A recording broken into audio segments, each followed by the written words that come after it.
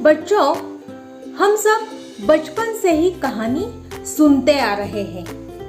बच्चों से लेकर बूढ़ों तक सभी को कहानी सुनना और सुनाना बहुत अच्छा लगता है। पाठशाला में हम कहानी सुनाते हैं, सुनते हैं और कहानी का लेखन भी करते हैं। बच्चों, कहानी लेखन के भी कुछ प्रकार होते हैं। ढांचे के आधार पर कहानी लेखन, चित्र देखकर कहानी लेखन, या कुछ शब्द देकर उस शब्दों के ऊपर कहानी लेखन, यानी कि शब्द के आधार पर कहानी लेखन। कहानी कौन सी भी हो, ढांचे के आधार पर कहानी हो, चित्र देखकर कहानी हो या शब्द के आधार पर कहानी हो, कहानी लिखते वक्त हमें कुछ महत्वपूर्ण बातों पर ध्यान देना बहुत आवश्यक है। ढांचे के आधार पर कहानी हो तब हमें कहानी के सभी ढांचे बहुत ही गौर से ध्यानपूर्वक उसका वाचन करना बहुत जरूरी है। जब हम चित्र के आधार पर कहानी लिखते हैं तब हमें दिए गए चित्रों का बहुत ही गौर से निरीक्षण करना चाहिए।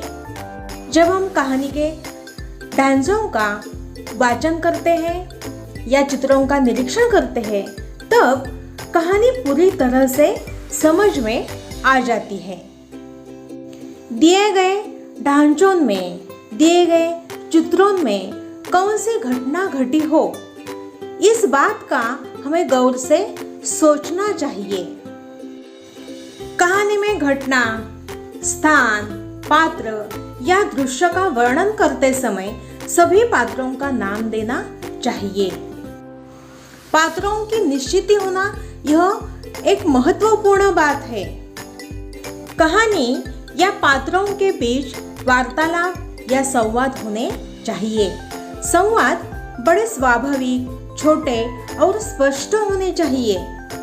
हर चित्र का या हर ढांचे का वर्णन 3-4 पंक्तियों में कहानी की तरह होना चाहिए, कहानी की तरह लिखना चाहिए। कहानी की भाषा सरल, स्वाभाविक, प्रवाहमयी होनी चाहिए। मुहावरों का, कहावतों का उचित प्रयोग करना चाहिए। कहानी का प्रारंभ और अंत दोनों संक्षिप्त, रोचक और भावपूर्ण होने चाहिए। कहानी को शीर्षक देकर कहानी की शुरुआत करनी चाहिए। शीर्षक कम से कम शब्दों में अर्थपूर्ण होना चाहिए। कहानी की सीख 1 या 2 पंक्तियों में होनी चाहिए। कहानी हमेशा भूतकाल में लिखी जाती है। इस तरह कहानी लिखते वक्त हमें कहानी का शीर्षक देना बहुत जरूरी है। कहानी की शुरुआत जो है, ये शुरुआत रोचक होनी चाहिए। कहानी का मध्य करना है, कहानी का अंत करना है और बाद में हमें कहानी की सीख जो है, ये कहानी की सीख लिखनी चाहिए।